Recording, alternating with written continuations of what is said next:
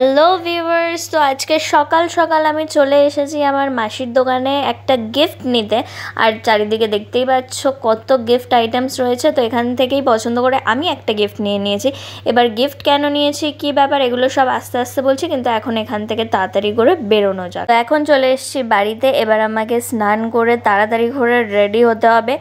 যেতে যেতে বলবো যে আমি আজকে কোথায় যাচ্ছি। তো চলো আগে তাড়াতাড়ি করে আমি শ্যাম্পু वगैरह করে রেডি হয়ে যাই। ওহো, আবার ইন্ট্রো দিতে ভুলে গেছি। So hey guys, welcome back to my channel Mabi's creation. তো আজকে হতে চলেছে কিছু সারপ্রাইজিং। তো চলো তাড়াতাড়ি করে রেডি হয়ে নিই, তারপরে আমরা বেরিয়ে পড়বো। তো এখানে আমি রেডি হয়ে বেরিয়ে পড়েছি। আমাকে বাবা দিয়ে আসছে আমি যেখানে যেতে চাই। আর এত তাড়াহুড়ো করছিলাম আমি যে আমি লিপস্টিক পরতেও ভুলে গেছি। তো চলো লিপস্টিক পরা ভার্মে যাক, এখন তাড়াতাড়ি আমরা ডেস্টিনেশনে যাই।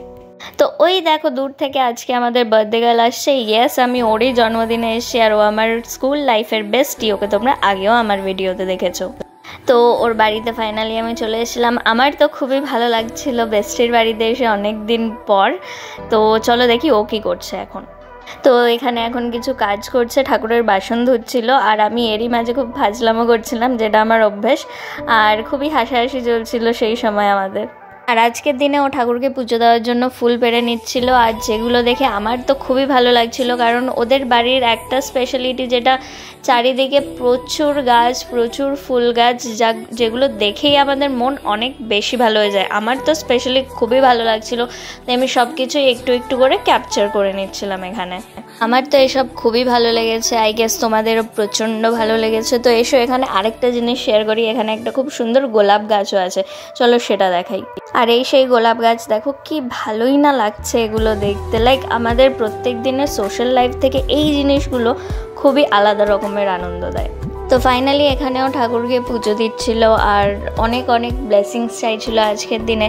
আর আমিও চাইছিলাম যাতে আজকের দিনে ও মনে মনে যা চায় সেগুলোর সবই যাতে ওর পূরণ হয়, কারণ এই দিনটা সত্যি প্রত্যেকের জীবনে খুবই স্পেশাল। নিজের বার্থডেতে সবসময় মনে হয় একটু ভালো ভালো সব কিছু হোক। তো আমিও চাইছিলাম ওর আজকের দিনটা যাতে খুব ভালো যায়। আর এদিকেও আমার জন্য বানাচ্ছিল ঘোল দইয়ের, কারণ আমি রোদের থেকে এসেছিলাম, প্রচণ্ড ডিহাইড্রেটেড ছিলাম। তো ও এখানে আমাদের জন্য বানিয়ে নিচ্ছিল ঘোল। সত্যি কথা বলতে এই গরমের দিনে ঘোলটায় চুমুক দিয়ে যেমন আত্মা একটু শান্তি পেল। আর জন্মদিন পায়েস ছাড়া একেবারে ইনকমপ্লিট, তাই এখানে কাকিমা বানিয়ে নিচ্ছিল ওর জন্য পায়েস। আর এখানে আমি ওকে ওর গিফটটা দিয়ে দিচ্ছিলাম আজকের দিনে। যদিও ওর বাড়িতে আসতে আমার কখনো এইসব নিয়ে আসতে লাগে না, কিন্তু বার্থডে বলে কথা, তো অবশ্যই কিছু না কিছু গিফট তো আনতেই হতো। তো এখানে আনবক্সিং করছিল, আর আনবক্সিং করার পরে ও জিনিসটা দেখে খুবই খুশি হয়েছিল, কারণ এখানে কার্টুনস ছিল। আর আমি আরও খুবই কার্টুন প্রিয় মানুষ, আমরা প্রচণ্ড খেলতে ধুলতে ভালোবাসি, খেলনা বাটি প্রচণ্ড ভালোবাসি, টয়েস খুব ভালোবাসি। তাই ওর কাছে এই সারপ্রাইজটা, এই গিফটটা খুবই ভালো লেগেছে।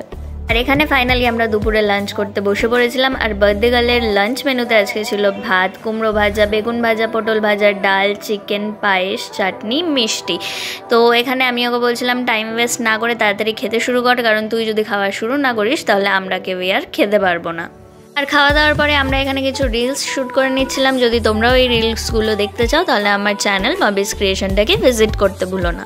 আর সারাদিন হই হই করার পর এবার ছিল বাড়ি ফেরার পালা। আর মনটা খুবই খারাপ হয়ে যাচ্ছিল, কিন্তু কিছু করার ছিল না, বাড়ি তো ফিরতেই হতো। তো আজকের মতো ভিডিওটা এখানেই শেষ করছি। ভিডিওটা ভালো লাগলে অবশ্যই লাইক করে দিও আর চ্যানেলটাকে সাবস্ক্রাইব করে নিও। দেখা হবে পরের ভিডিওতে, বাই।